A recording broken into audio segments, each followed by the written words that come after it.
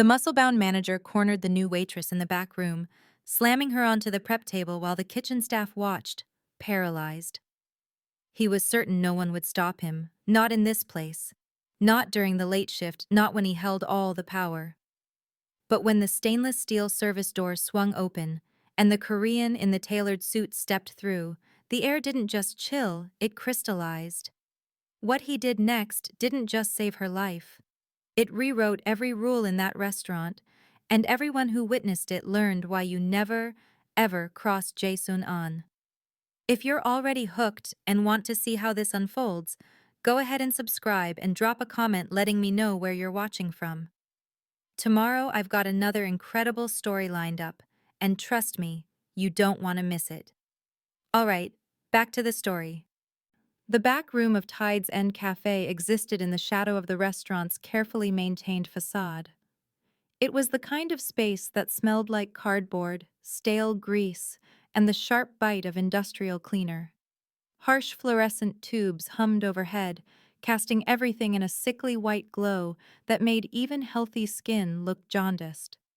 Stainless steel shelves lined the cinder-block walls, crammed with industrial-sized cans of tomato paste, boxes of paper napkins, and gallon jugs of cooking oil.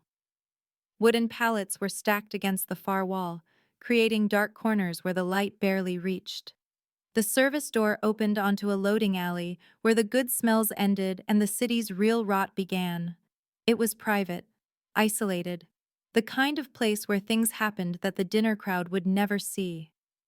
Nix Harlow stood at the far end of the prep table at 9:45 p.m., her fingers gripping a damp inventory clipboard like it was a shield. She was 26 years old, but under the unforgiving fluorescent lighting with her curly black hair pulled back in a practical ponytail and her modest white uniform blouse buttoned all the way to the collar, she looked younger, smaller. She looked like someone desperately trying to take up less space in the world. She kept her brown eyes fixed on the numbers she was counting, her handwriting neat and controlled on the smudged paper. Row 3, shelf 2, 12 cans of diced tomatoes. Row 3, shelf 3, 8 bags of dried pasta. Her movements were efficient, methodical, designed to draw no attention. She'd learned long ago that invisibility was survival. She needed this job. Not wanted it, needed it. She needed the cash tips that got tucked into her apron at the end of each shift, the kind of money that didn't require a social security number to be verified, the kind that couldn't be traced by the man she'd left bleeding in a Memphis motel room 9 months ago. Every dollar she earned went into a coffee can hidden beneath the loose floorboard in her rented room. Every shift brought her closer to enough money to disappear again, this time permanently. The Tide's End Cafe wasn't much, a struggling seafood joint on the wrong side of the waterfront district, where the tourists never ventured, but it paid in cash, asked no questions, and let her work the late shifts when most people didn't want to be there anyway. The owner, an elderly Vietnamese man who barely spoke English, ran the front of house while his son managed the books. Neither of them cared about Nix's lack of paperwork. They cared that she showed up on time and didn't steal from the register. But there was a problem. There was always a problem. His name was Gavin Croft, and he was the day manager who'd somehow gotten it into his head that hiring Nix meant he owned her. He was 32 years old, built like he lived in the gym and supplemented with everything the gym sold under the counter.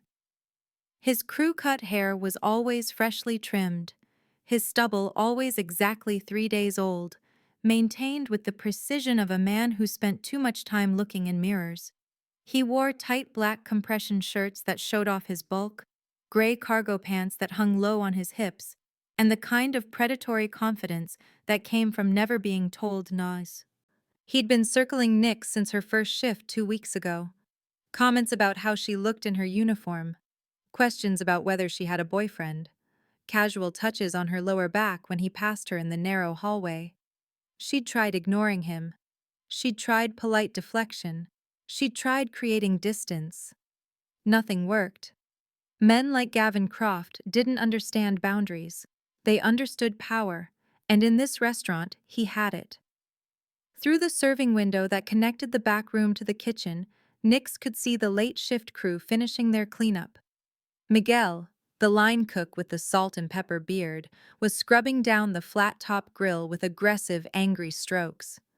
Jin, the young prep cook in the faded gray t-shirt, was stacking clean plates with his head down, pretending not to notice anything. David, the expediter in the light blue chambray shirt, kept glancing toward the back room with nervous energy. Fatima, the dishwasher in her dark sweater, moved between stations with her shoulders hunched, making herself small. They were good people, decent people, but they'd all learned the same lesson Nix had learned in other jobs, other cities, other lives. When power decided to flex, you looked away. You kept your head down. You survived. The unspoken rule at Tide's End was simple. Gavin Croft was untouchable. He was the owner's nephew, brought in to professionalize the operation after the previous manager quit. He scheduled the shifts. He signed the timesheets. He decided who got the good sections and who got sent home early. Cross him, and you'd find yourself working nothing but Tuesday lunch shifts until you quit. Complain about him, and you'd find yourself unemployed with no references and no recourse. So when Nix heard his heavy footsteps coming through the kitchen, heard the way the crew went silent, heard the service door swing open with more force than necessary, her stomach turned to ice. She didn't look up from her clipboard. She kept counting, kept writing, kept pretending that if she stayed focused on her task, maybe he'd leave her alone tonight. She knew it was a lie. She could feel his presence filling the doorway, blocking the only exit. She could smell his aggressive body spray, mixing with the stale grease and cleaning chemicals. She could hear his breathing, steady and purposeful. "Inventory's not going to count itself, sweetheart," Gavin Croft said, his voice carrying that edge of false friendliness that made her skin crawl. Nix's hand tightened around the pen. She kept her eyes on the clipboard. "I'm almost done," she said quietly, her voice carefully neutral. "Just need to finish the dry storage count." "You know what I think?" His boots scraped against the concrete as he moved closer, deliberately positioning himself between Nix and the door. "I think you've been avoiding me. And that hurts my feelings, Nix, after I went out of my way to get you hired." The lie hung in the air between them. He hadn't gotten her hired. She'd walked in with her application on a Tuesday afternoon when he wasn't even there. But contradicting him would only make things worse. "I'm not avoiding anyone," Nix said, her voice barely above a whisper. "I'm just trying to do my job." Through the serving window, she could see Jin had stopped stacking plates. Miguel's scrubbing had slowed. They were watching now, witnesses to whatever was about to happen. But nobody would intervene. Nobody ever did. That was the reality of the low ground. That was the price of invisibility. You were safe from the law, safe from your past, but you were also alone when the wolves came calling. And tonight, the wolf had decided he was done waiting. Gavin Croft stepped deeper into the back room, his boots heavy on the concrete floor. The sound echoed off the cinder block walls, amplifying his presence in the confined space. Nix could feel the temperature shift, the air growing thick and oppressive. She kept her eyes locked on the clipboard, her knuckles white around the pen, as if the simple act of maintaining her task could somehow protect her from what was coming. "Your job," Croft said, his voice dropping into a lower register, "is whatever I say it is. You understand that, right?" He moved closer, close enough that she could feel the heat radiating off his body. "I sign your timesheets. I handle your schedule. I decide if you work 5 shifts a week or 1. Far as this restaurant's concerned, I control your entire paycheck." The words hit Nix like a physical blow because they were true. Every dollar she made passed through his hands first. Every shift she worked appeared on a schedule he created. In the legitimate world, there were human resources departments and corporate complaint hotlines and labor laws. But in the cash-only underground economy she'd chosen for her survival, there was only power. And Gavin Croft had just reminded her exactly where hers ended. "I understand," Nix said carefully, still not looking at him. Her mind was racing, calculating exit strategies, assessing options. The service door was behind him, blocked. The only other way out was through the kitchen, through the serving window, which meant climbing over a stainless steel counter in full view of the crew who'd already proven they wouldn't help. I just want to finish the inventory so I can clock out. It's almost 10 o'clock.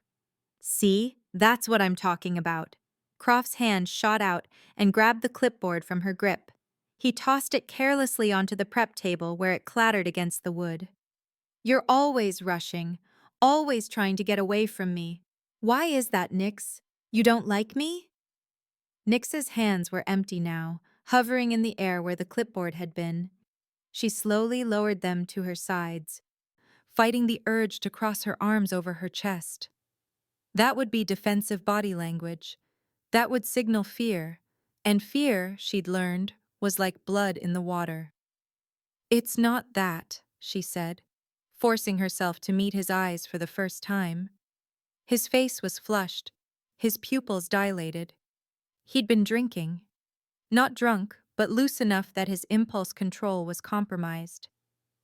I just take my work seriously. The owner wants the inventory done before closing, so I was trying to finish it. The owner? Croft laughed, a harsh bark of sound. The owner doesn't give a damn about inventory. The old man can barely read the numbers you write down. His son sure as hell doesn't check them. You know who actually looks at those counts? Me. Which means you're doing this for me, Nix. Everything you do here, you do for me. He took another step forward. Nix took a step back, her hip bumping against the prep table. The wood was solid behind her, blocking her retreat. The shelves were on either side, creating a narrow corridor with Croft at one end and nowhere to go at the other. I've been patient with you, Croft continued, his voice taking on an injured tone, as if he were the victim in this scenario. 2 weeks you've been here, and I've been nothing but nice. I got you on the schedule for the good shifts. I made sure you got your fair share of the tip pool.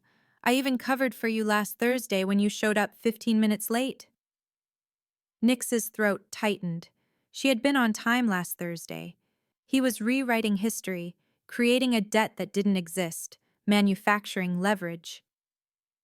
I appreciate that, she forced herself to say, hating how small her voice sounded. This was the game. This was how men like Croft operated. They created obligations out of thin air, then demanded payment in whatever currency suited them. I really do. And I'm grateful for the opportunity to work here. Grateful. He repeated the word like he was tasting it, rolling it around in his mouth. You know what grateful looks like, Nix? It looks like a smile when I walk in the room. It looks like a little conversation, a little friendliness. Maybe agreeing to get a drink with me after your shift instead of running out that door like the building's on fire. I can't, Nix said quickly. I have to get home.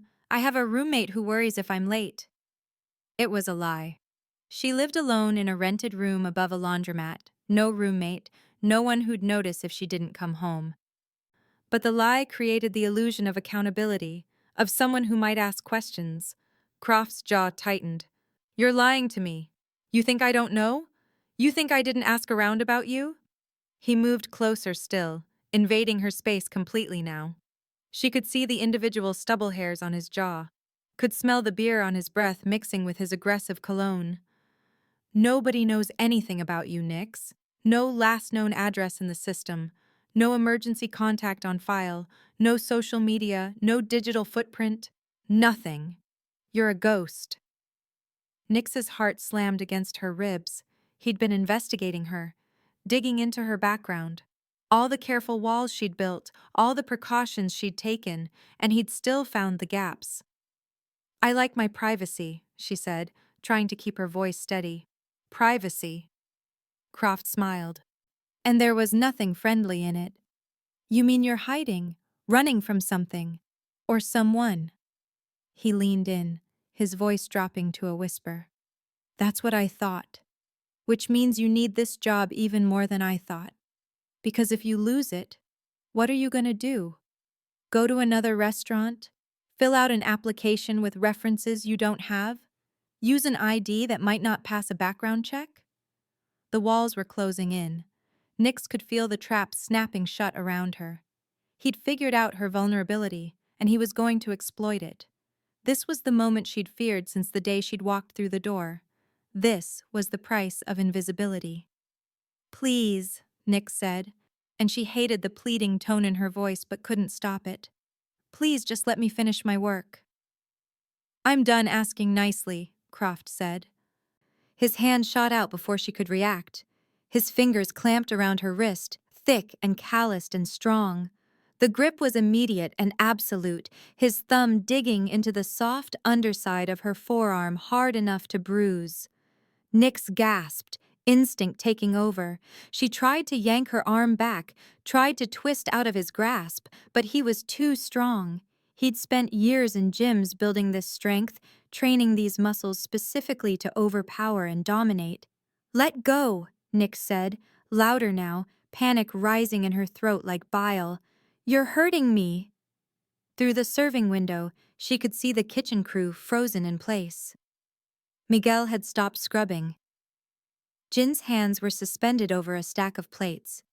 David was staring, his mouth slightly open. Fatima had turned toward the window, her eyes wide with horror. But nobody moved. Nobody shouted. Nobody ran to get help. They just watched. "I'm hurting you?" Croft's voice was mocking now, enjoying her fear. "That's nothing, sweetheart. That's just my hand. You want to know what actually hurts? Losing this job? Going back out on the street with no money and nowhere to hide. That's what hurts." He pulled on her wrist, jerking her forward, off balance. Nix stumbled, her feet scrambling for purchase on the concrete. She tried to plant her weight, tried to resist, but physics and muscle mass weren't on her side.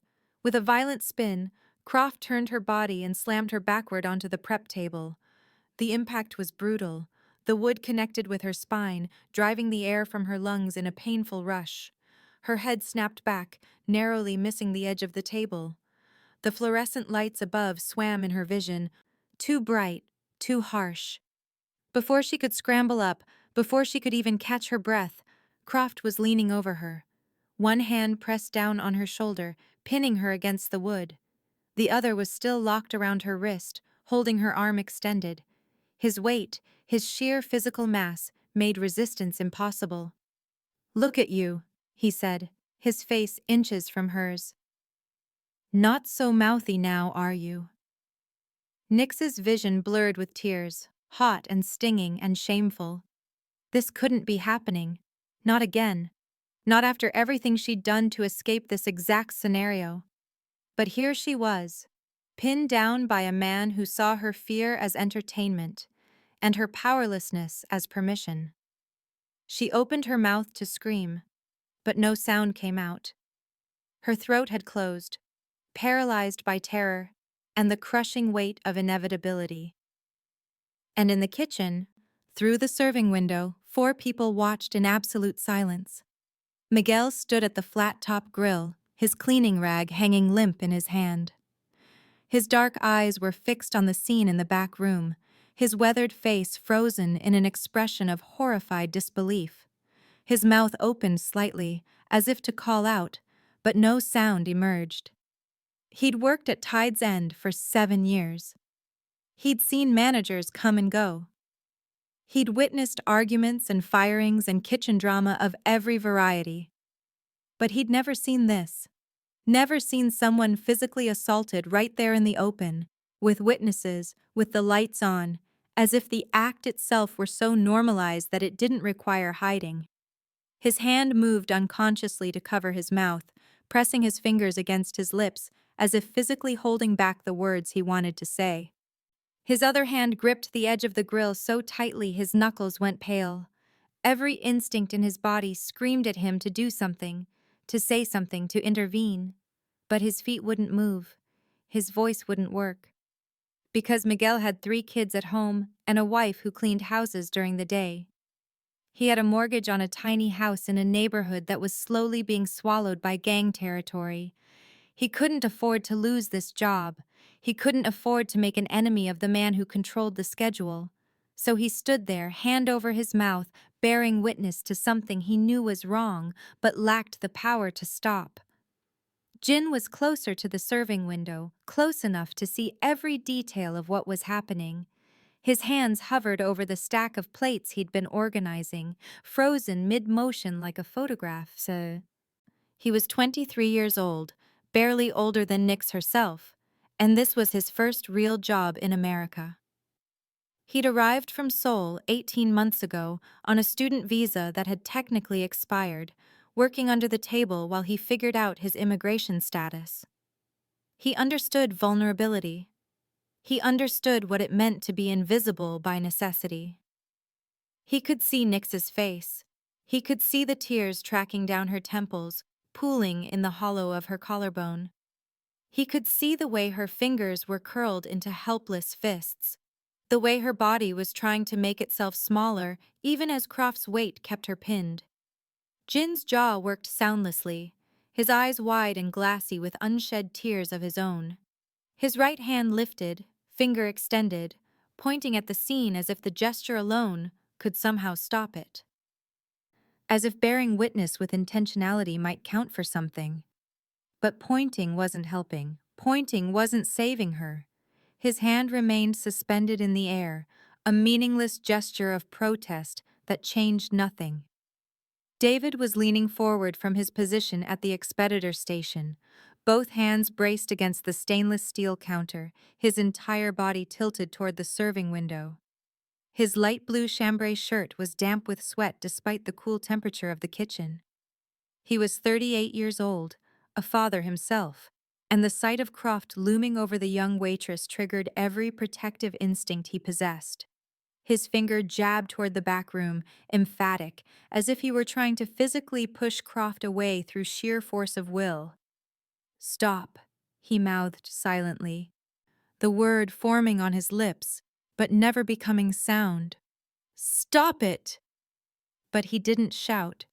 He didn't rush through the swinging door that separated the kitchen from the back room. He didn't grab a knife or a pan or anything that could be used as a weapon or a deterrent. Because David had been written up twice already this year for being late, for arguing with Croft about prep procedures, for questioning the manager's decisions. He was one incident away from termination, one complaint away from losing the health insurance his daughter needed for her asthma medication. So he stood there, leaning in, pointing uselessly, his face twisted with impotent rage and shame. Fatima was the farthest from the window, standing near the industrial dishwasher, with one hand raised to her face. Her dark sweater was soaked with dishwater and sweat. She was 46 years old and had survived things that would break most people. She'd fled a war zone, crossed an ocean, rebuilt a life from nothing. She understood violence. She recognized the particular brand of masculine cruelty that was playing out in the back room. Her hand pressed against her mouth, fingers spread across her lips and jaw, her eyes enormous with shock. A small sound escaped her throat, something between a gasp and a whimper. She'd seen this before, in different rooms, different countries, different languages. But the scene was always the same: a man with power, a woman without it, and a room full of people who chose survival over intervention. Her eyes darted to Miguel, then to Jin, then to David. She was looking for someone to take the lead, someone brave enough or stupid enough to risk everything. But she saw the same calculation in their faces that she felt in her own heart. They were all trapped in the same equation: help the girl and lose everything, or stay silent and live with the guilt. The mathematics of poverty left no room for heroism. In the back room, Croft's free hand moved from Nix's shoulder to her face. His calloused fingers grabbed her chin, forcing her head to turn toward him. "Look at me," he growled. "I said look at me when I'm talking to you." Nix's eyes snapped open, tears spilling over and running sideways across her face. She stared up at him, at the flush in his cheeks, at the glassy satisfaction in his eyes. He was enjoying this. Not just the physical domination, but the fear, the power, the knowledge that he could do this, right here, right now, with witnesses watching. and face no consequences. Please, Nix whispered, the word barely audible. Please stop. Please stop, Croft mocked in a high-pitched voice. You think begging makes you look innocent? You think playing the victim is gonna save you? He leaned closer, his breath hot against her face. Nobody's coming to help you, sweetheart. Look around. Look at your coworkers. Against every instinct, Nix turned her head slightly, her eyes finding the serving window. She saw them, all four of them, staring, gasping, pointing, their faces etched with horror and sympathy and absolute uselessness. But not one of them moved, not one of them shouted, not one of them came through that door. The realization hit Nix like a second physical blow. She was alone, completely, utterly alone. These people who she'd worked beside for 2 weeks, who'd laughed at her jokes and shared their lunches and complained about the weekend customers, they were going to let this happen, not because they were cruel, not because they didn't care, but because they cared more about their own survival than hers. She couldn't blame them. She understood the logic. She'd made similar calculations herself in the past. But understanding didn't make it hurt less. Fresh tears spilled from her eyes, these ones born not from pain, but from crushing, absolute despair. She closed her eyes again, squeezing them shut, trying to disappear into the darkness behind her eyelids. If she couldn't escape physically, maybe she could escape mentally. Maybe she could go somewhere else in her mind, somewhere safe. Somewhere far from this concrete back room and this man's hands and the witnesses who were too afraid to be heroes. That's right, Croft said, misreading her closed eyes as surrender. Just relax. Stop fighting. This is going to happen whether you like it or not, so you might as well make it easy on yourself. His hand moved from her chin to her collarbone, fingers spreading across her throat. Not squeezing, not yet, but the threat was implicit. He could choke her if he wanted to. He could do anything he wanted to.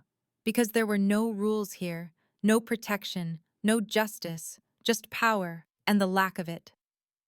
Nix's mind spiraled into the dark mathematics of her situation.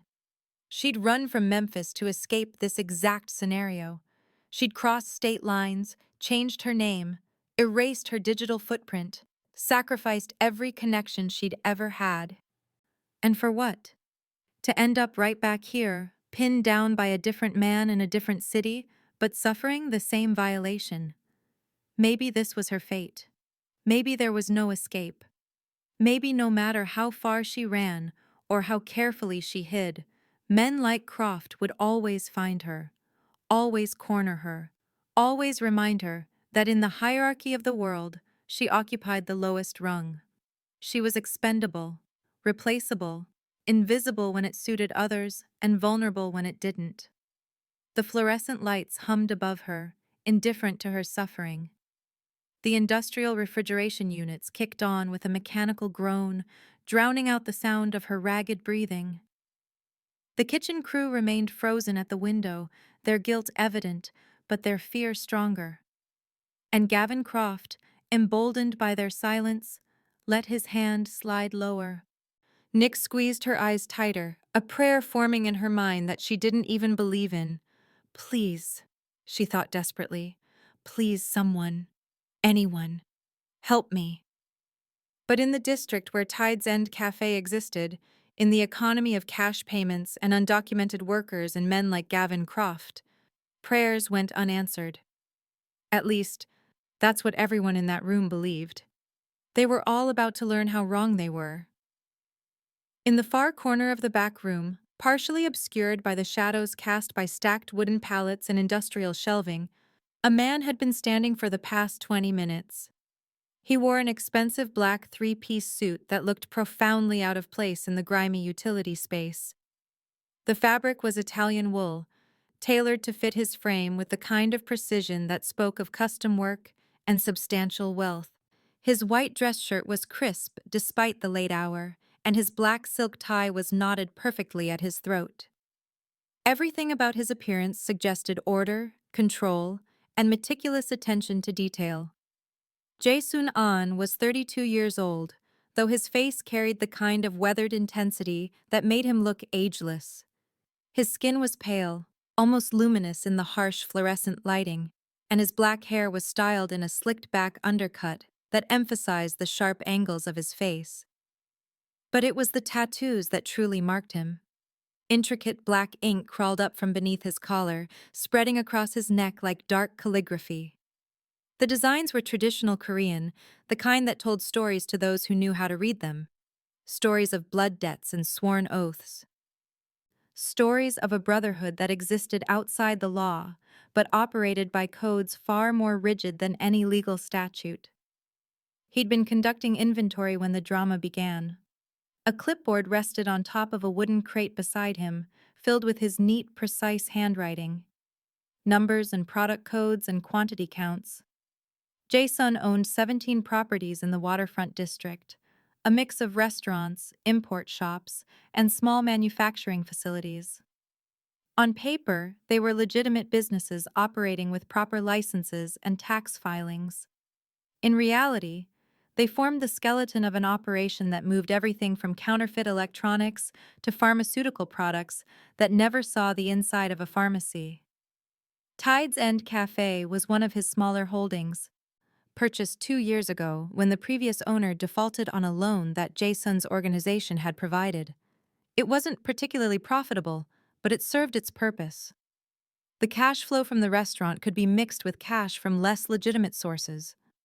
The storage room provided space for items that needed to stay off any official inventory. And the location, tucked away in a neighborhood where police presence was minimal and questions were rarely asked, made it ideal for certain kinds of business.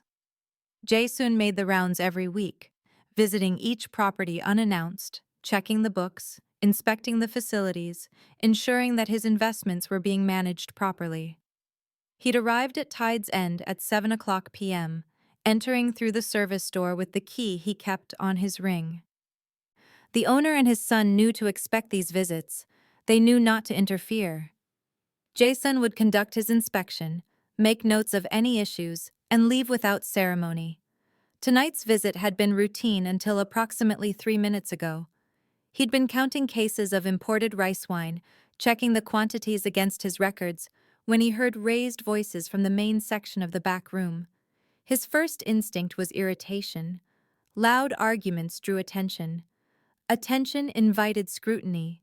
Scrutiny was bad for business. But he'd continued his count, trusting that whatever petty drama was unfolding would resolve itself. Then he heard the sound of a body hitting wood, the sharp, unmistakable crack of impact, the gasp of pain that followed. Jae-sun's pen had stopped mid-notation. His hand hovered over the clipboard, perfectly still. He listened. He heard a man's voice, aggressive and mocking. He heard a woman's voice, thin with fear, begging. He heard the shuffle of movement, the creak of the prep table under stress.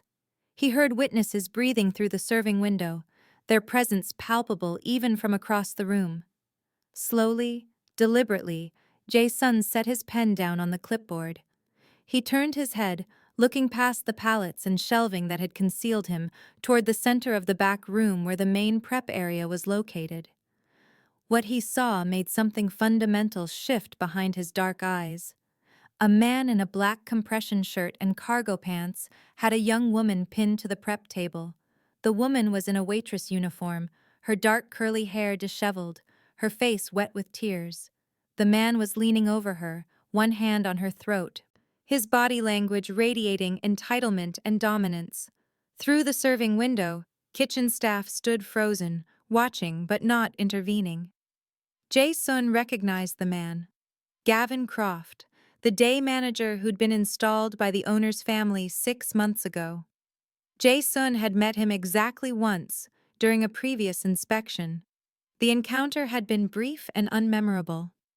Croft had the swagger of someone who'd never truly been challenged, the confidence of a man who'd spent his life using physical size to intimidate and control.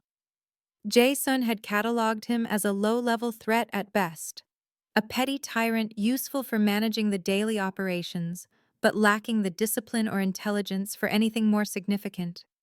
He'd never imagined the man would be stupid enough to do this. Not here. Not in Jason's establishment. Jason didn't feel anger. Anger was a hot emotion, the kind that made hands shake and decisions poor. Anger was for amateurs who let their feelings control their actions. What Jason felt was something far colder and infinitely more dangerous. He felt profound, icy disappointment. In the world Jason inhabited, violence was a currency. You spent it wisely and deliberately.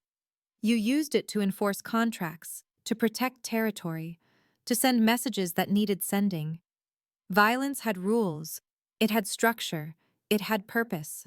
You never wasted it on casual cruelty. You never deployed it against civilians who posed no threat to your operations. And you absolutely never, under any circumstances, used your power to brutalize a woman who was simply trying to earn a living. That was the code. It was the line that separated professionals from animals.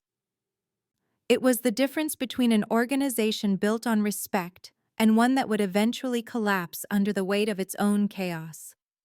Jae-soon had killed men for violating that code. He'd done it cleanly, efficiently, without hesitation. Because a code without enforcement was just empty words, and Jae-soon did not traffic in empty words.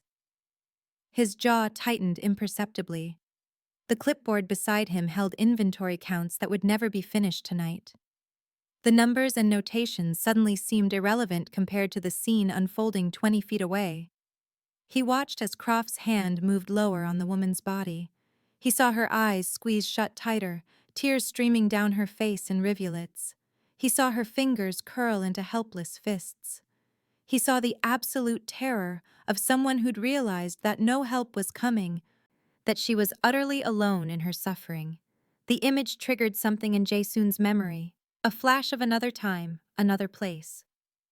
He was 7 years old, standing in the doorway of his family's small apartment in Seoul. His mother was on the floor. A man in a security guard uniform was standing over her, his hand raised. Young Jae-soon had frozen, too small and powerless to intervene. He'd watched, just like the kitchen staff was watching now. He'd done nothing, just like they were doing nothing now. His mother had survived that night, but something in Jae-soon's soul had changed. He'd vowed, with the absolute certainty that only children possess, that he would never again be too weak to stop such scenes. He would never again be a passive witness to cruelty. He'd spent the next 25 years building the power to keep that vow. And now, in his own establishment, on his own property, under his watch, someone was violating everything he'd built that power to prevent. Jae-sun stepped out from behind the pallets. The shadows released him like smoke dispersing. His polished black dress shoes made no sound on the concrete floor. His posture was perfectly upright, his shoulders square, his hands loose at his sides. He didn't call out. He didn't announce himself.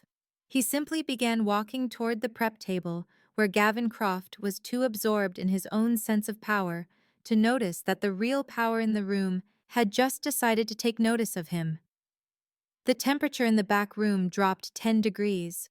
The fluorescent lights seemed to dim slightly, as if the bulbs themselves sensed the shift in atmospheric pressure.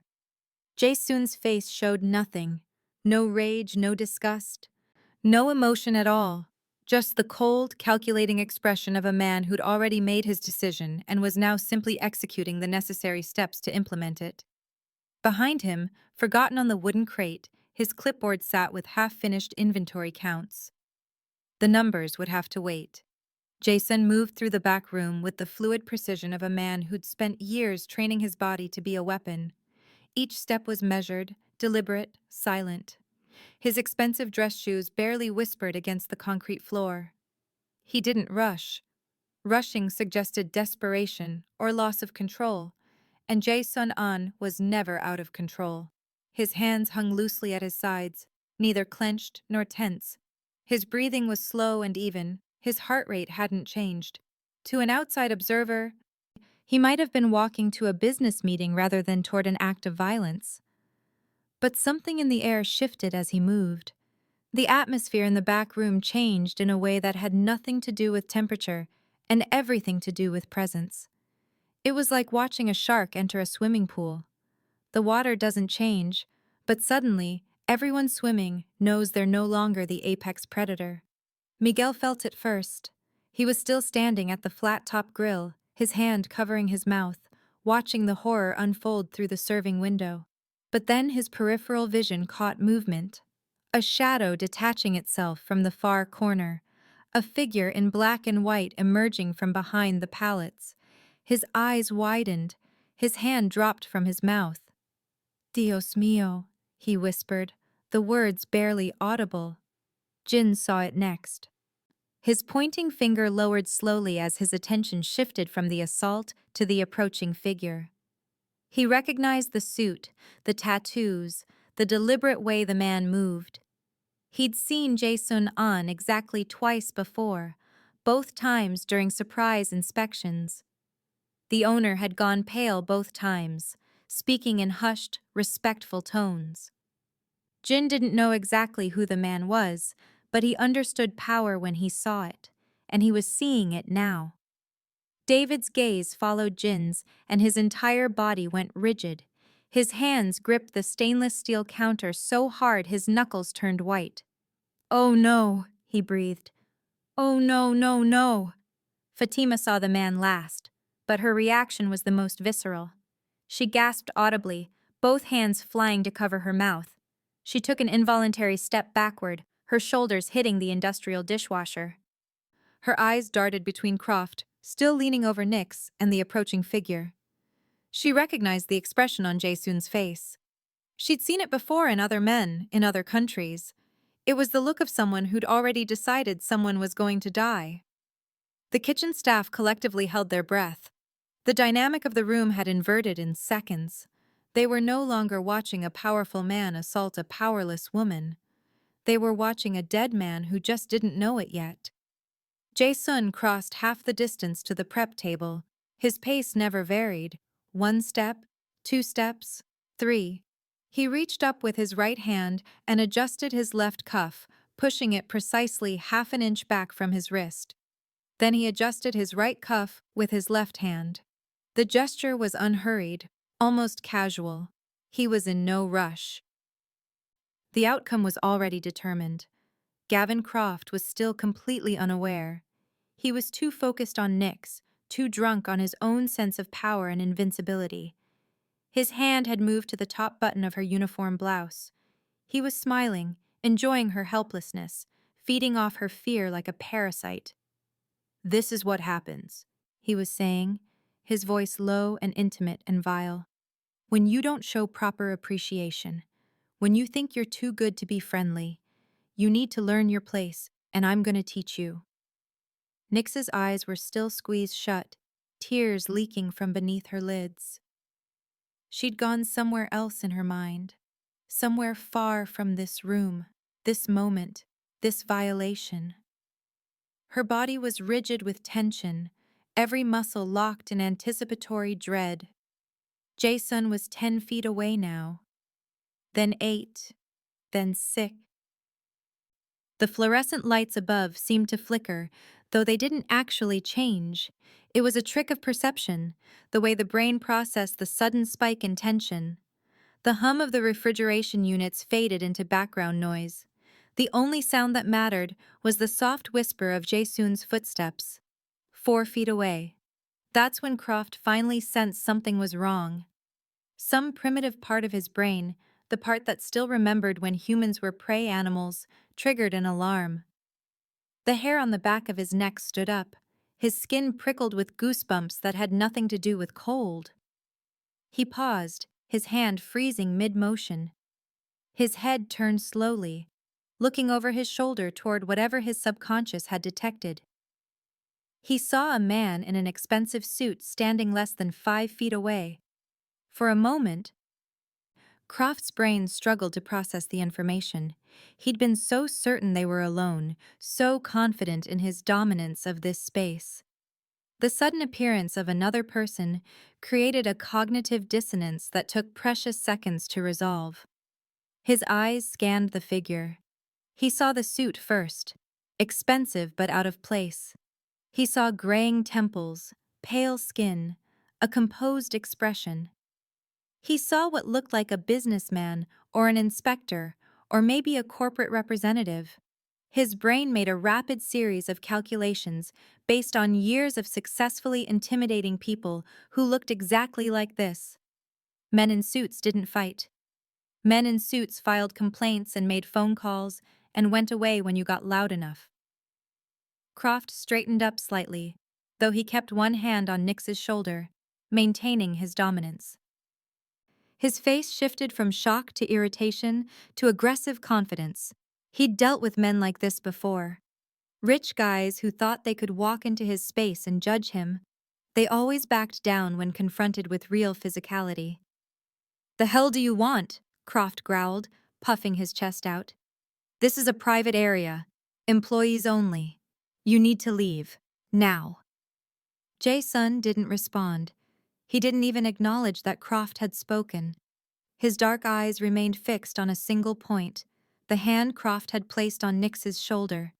He stared at it with the kind of focus a surgeon might give to a tumor that needed removing. Then, and only then, did his gaze lift to meet Croft's eyes. What Croft saw in those eyes made his throat go dry. They weren't angry. They weren't heated. They were absolutely, terrifyingly cold, empty of mercy, devoid of negotiation. They were the eyes of someone looking at an insect that needed to be crushed, at a problem that required solving, at an obstacle that would simply cease to exist. For the first time, a flicker of uncertainty crossed Croft's face. His grip on Nix's shoulder loosened fractionally. Jae-sun took one more step forward. He was close enough now that Croft could smell his cologne, expensive and subtle, close enough that the overhead lights cast harsh shadows across the tattoos on his neck, close enough to strike. But he didn't strike. Not yet. Instead, he buttoned his suit jacket with smooth, practiced movements. First the top button, then the middle. His fingers moved with the precision of ritual. When he finished, he clasped his hands loosely in front of him and tilted his head slightly, studying Croft the way an entomologist might study a particularly interesting but ultimately insignificant specimen. The silence stretched. It grew thick and suffocating. Even Croft, despite his bravado, felt the weight of it. In the kitchen, the staff had stopped breathing entirely. They knew what they were witnessing. They knew this moment would be seared into their memories forever. The moment before everything changed. When Jae-sun finally spoke, his voice was barely above a whisper. It was the kind of sound that shouldn't have carried across the room, shouldn't have been audible over the hum of the refrigeration units or the fluorescent lights. But somehow, it cut through every other noise, like a blade drawn across silk. Low, resonant, absolutely devoid of emotion. "Remove your hands from her." 4 words. Simple, direct. Spoken with the same tone someone might use to comment on the weather or request a glass of water. There was no threat in the delivery, no raised volume, no anger, just a statement of fact, delivered with the absolute certainty of gravity or mathematics. It wasn't a request, it wasn't a suggestion, it was an inevitability being announced. Croft blinked. The sheer audacity of the command seemed to short-circuit his brain for a moment.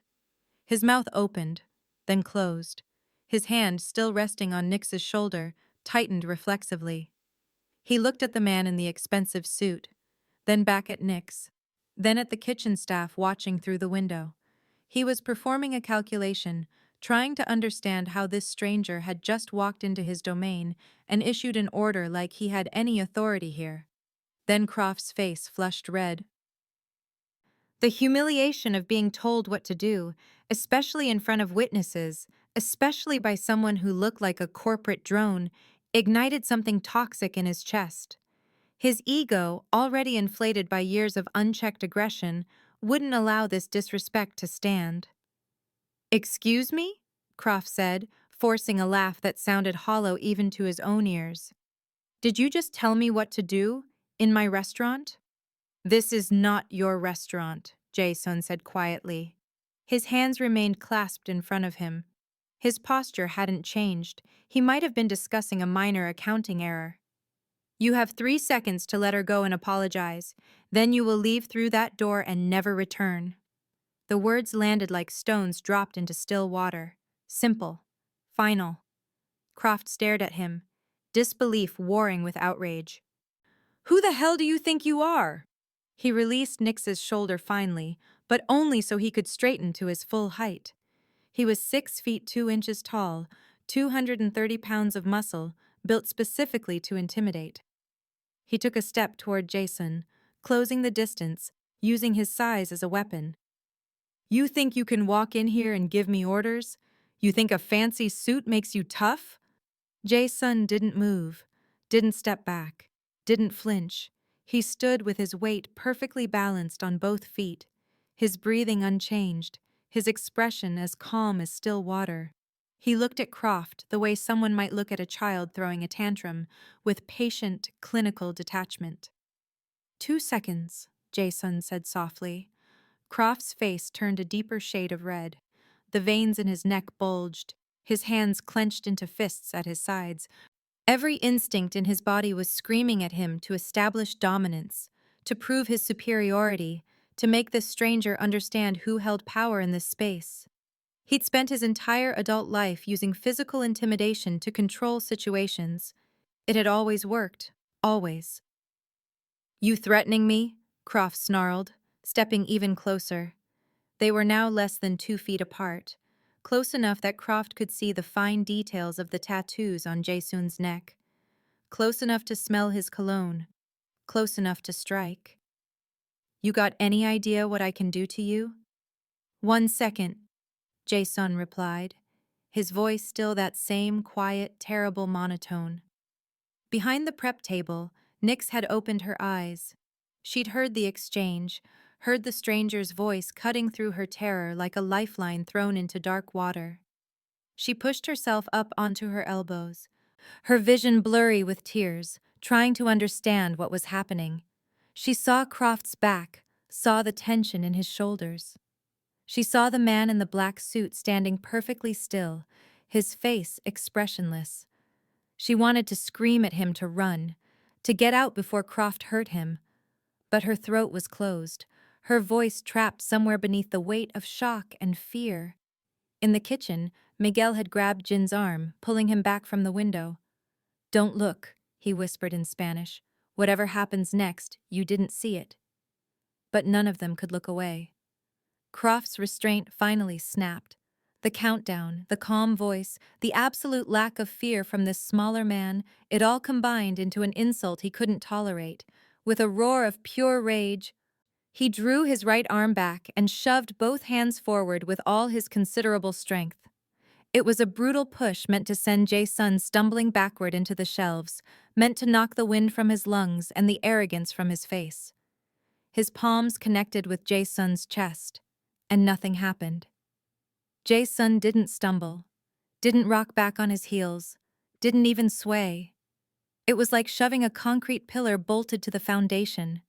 The force of Croft's push, all that momentum and muscle and rage, simply stopped. Dead.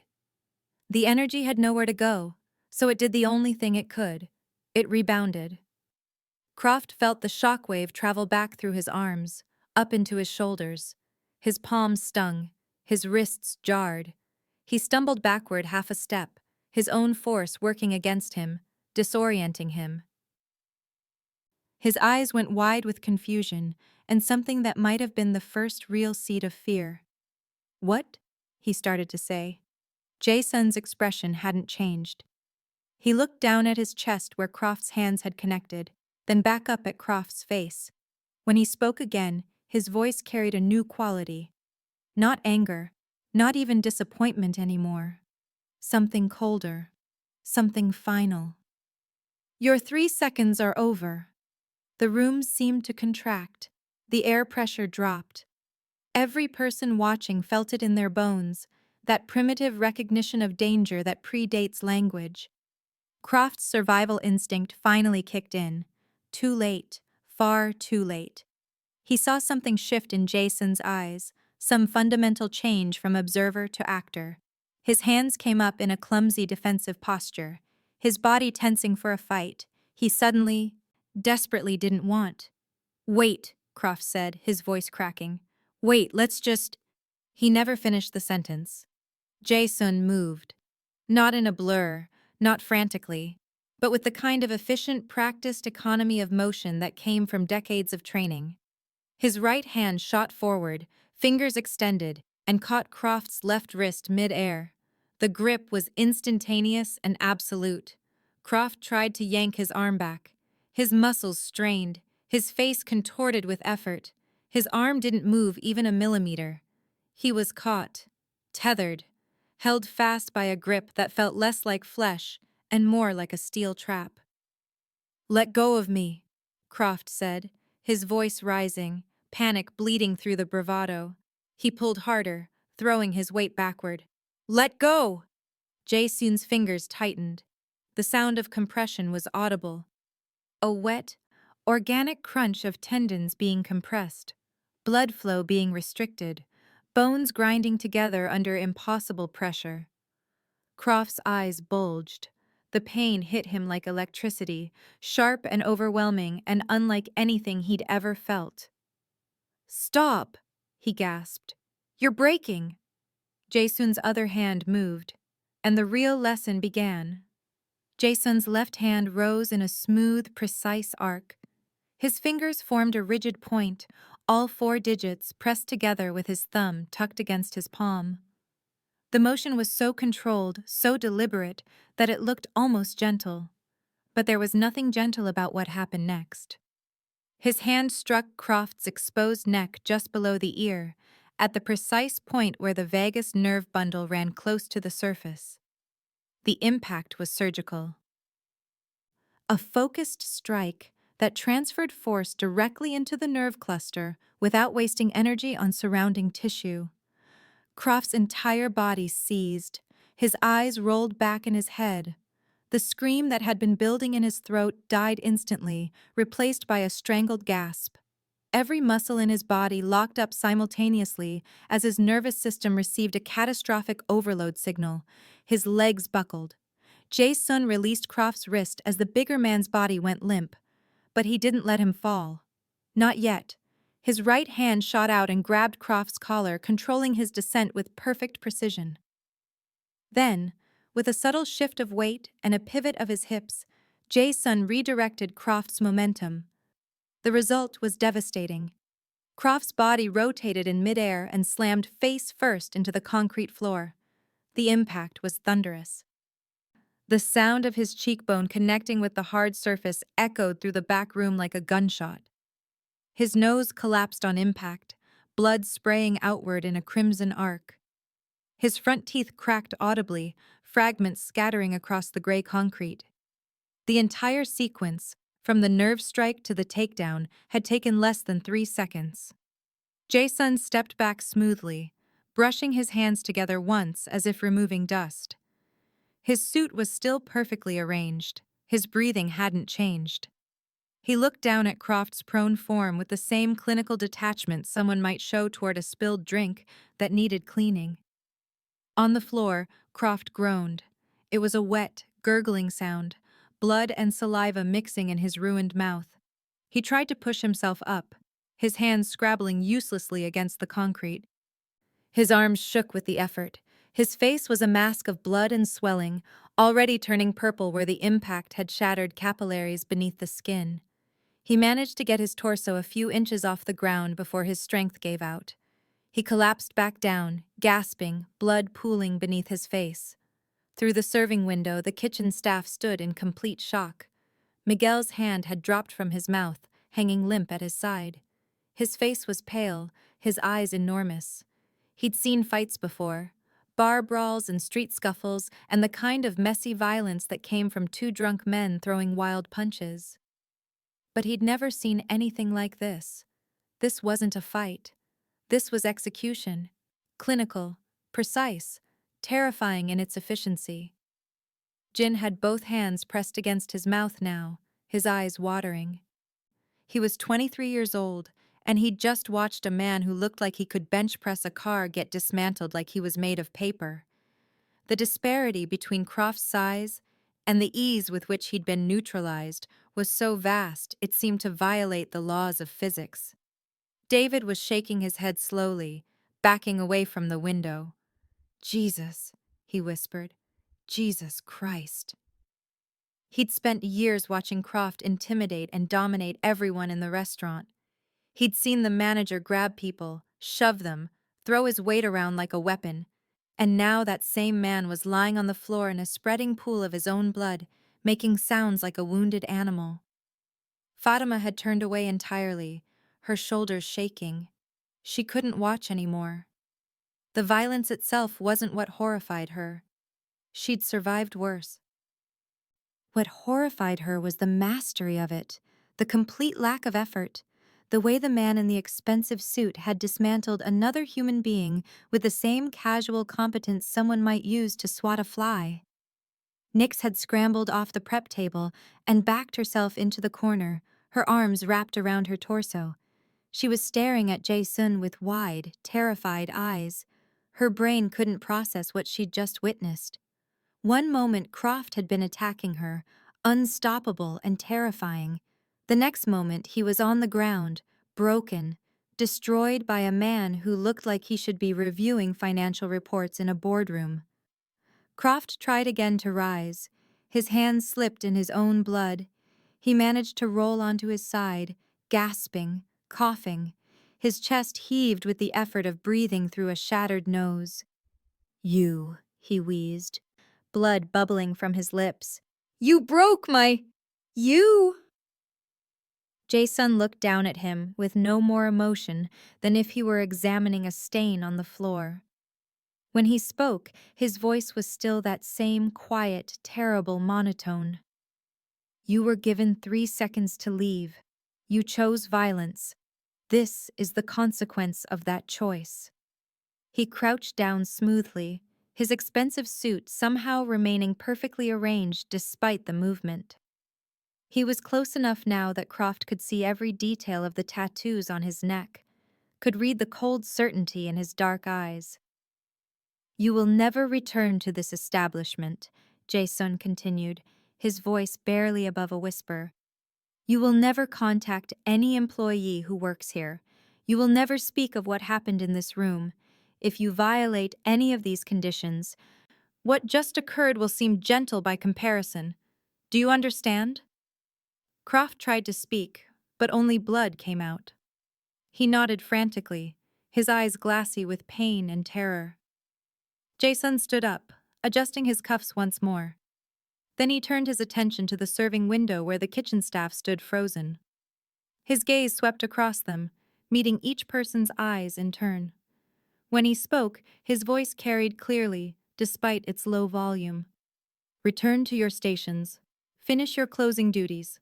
What you witnessed tonight was necessary correction of inappropriate behavior. You will not discuss it with anyone outside this room. You will not file reports. You will not speak of it to the owner or to each other. Is this understood?" 4 heads nodded in rapid succession. No one spoke. No one dared. "Good."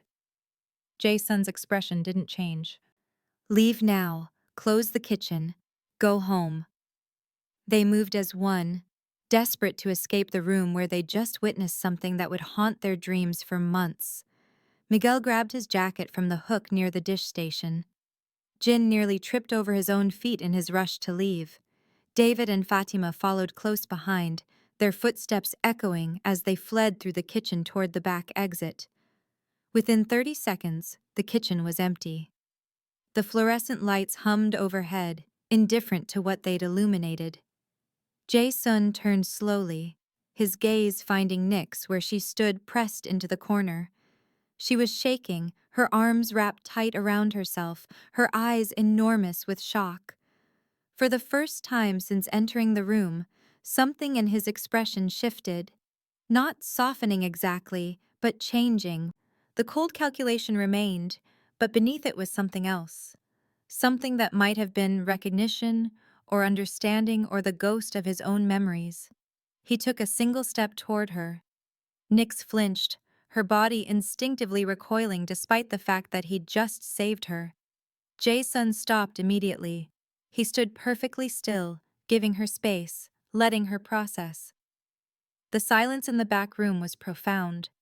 The only sounds were the mechanical hum of the refrigeration units, the buzz of fluorescent lights overhead, and Gavin Croft's wet, labored breathing from where he lay on the concrete floor. The blood beneath his face had spread into a dark puddle, reflecting the harsh white light from above. Nyx couldn't stop shaking.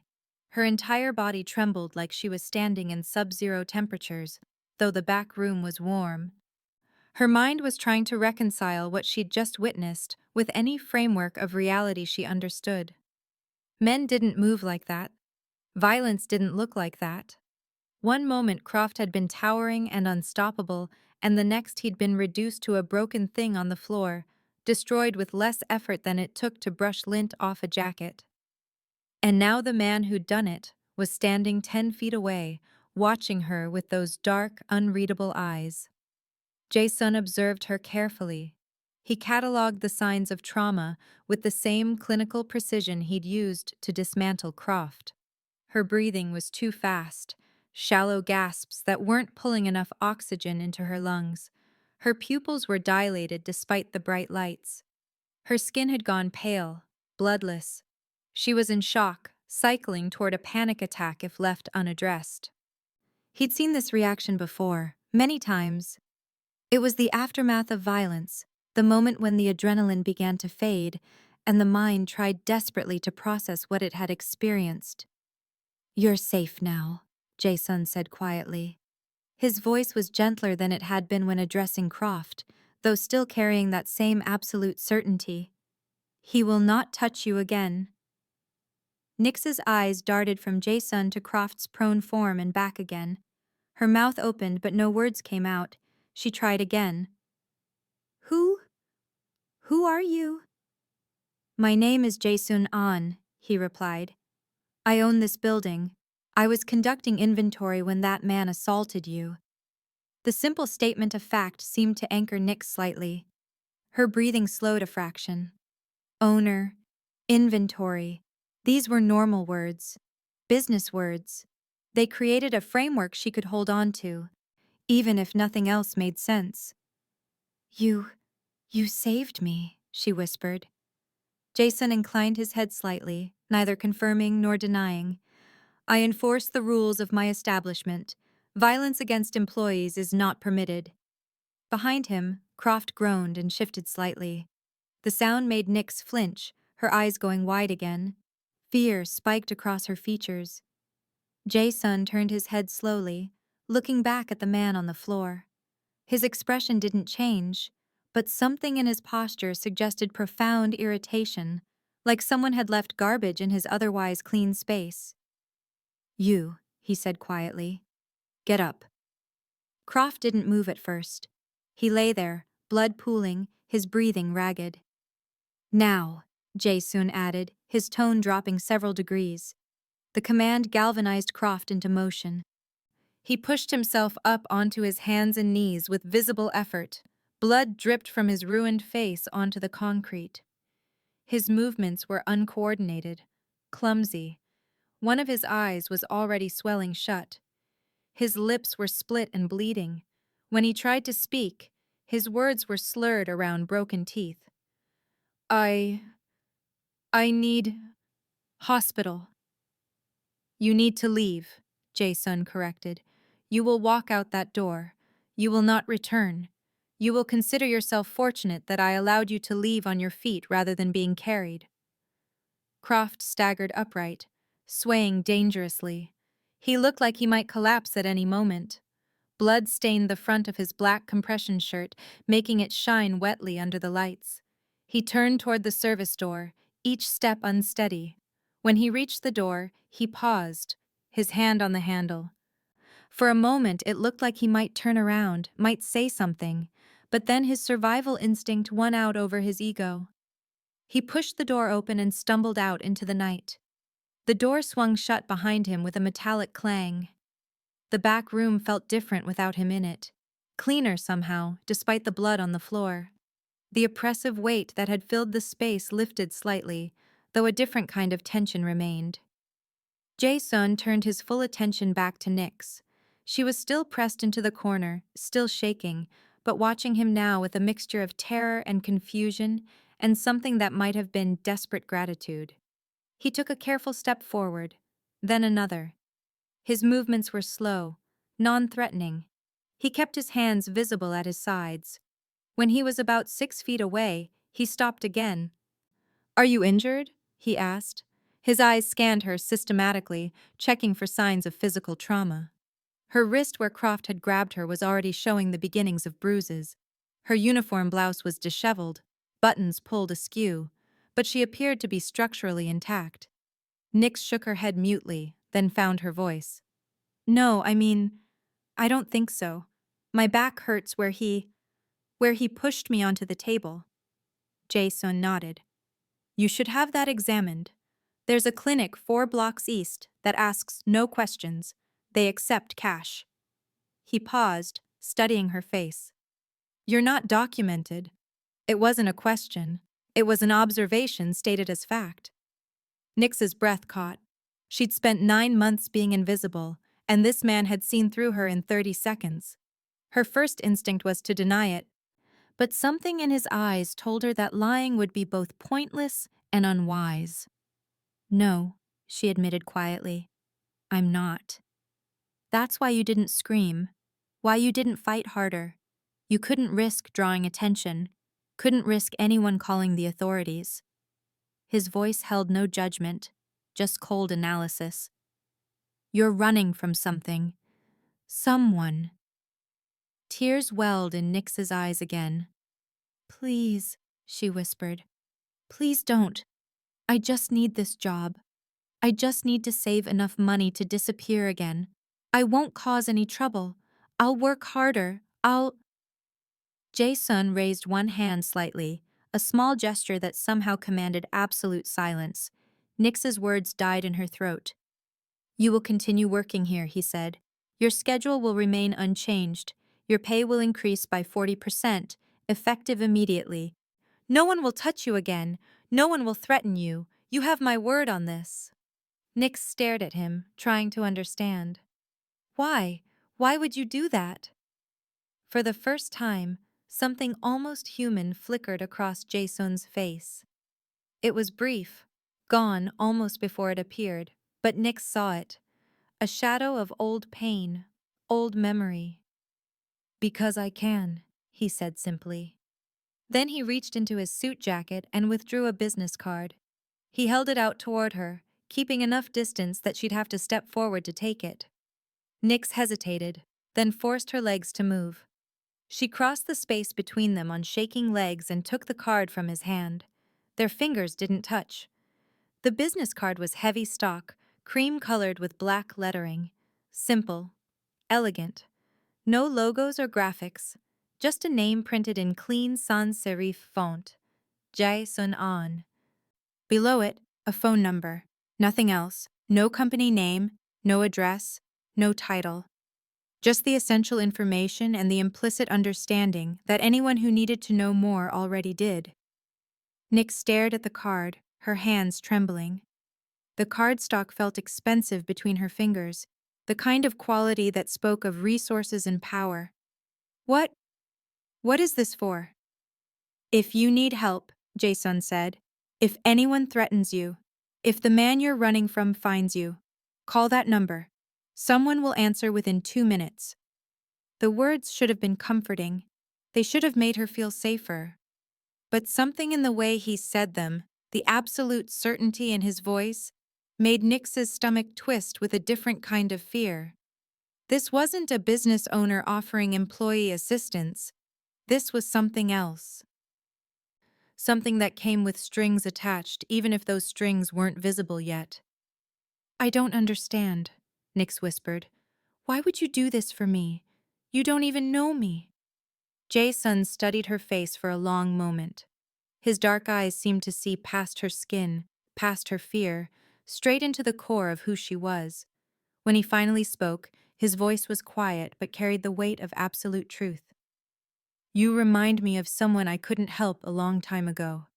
Consider this a debt being paid, though not to you. He paused, then added, You will not be harmed in my establishments. You will not be threatened. You will not be touched without your consent. This is my word, and my word is law in this district. The statement hung in the air between them. Nix heard what he was saying, but she also heard what he wasn't saying. Protection. Safety. But from someone who operated outside the normal rules of society, someone whose word was law not because of legal authority, but because of the kind of power he'd just demonstrated on Gavin Croft. She was being offered sanctuary in a cage. I should go, Nick said, her voice barely audible. She needed to leave this room, needed to process what had just happened, needed to understand what accepting his protection would mean. Jason inclined his head slightly. Yes. Go home. Rest. Do not come to work tomorrow. Take 3 days. You will still be paid. He turned toward the service door, then paused, looking back at her over his shoulder. One more thing. The man you're running from. If he comes here looking for you, I need to know immediately. Call that number. Do not try to handle it yourself. Do not run again. It wasn't a suggestion. It was an instruction delivered with the same quiet authority he'd used on Croft. Nix nodded mutely, clutching the business card like a talisman. She watched as Jason walked to the service door, his polished shoes clicking softly against the concrete. He paused at the threshold, his hand on the door handle. Nix, he said without turning around. You're not invisible anymore. Not to me. Remember that. Then he was gone, disappearing into the night through the same door Croft had stumbled through minutes earlier. The door swung shut with a metallic clang, leaving Nix alone in the back room with the fluorescent lights humming overhead and blood drying on the concrete floor. She stood there for several minutes, trying to make her legs work, trying to convince her body that it was safe to move. Her eyes kept returning to the blood on the floor, the physical evidence of violence that had been both terrifying and liberating. Finally, she forced herself to walk. Each step felt surreal, like she was moving through thick water. She passed the prep table where she'd been pinned down, past the pallets where Jason had been conducting inventory, through the kitchen that was now empty and dark. She retrieved her jacket from the hook near the dish station, pulled it on with shaking hands, and walked out the back exit into the cold night air.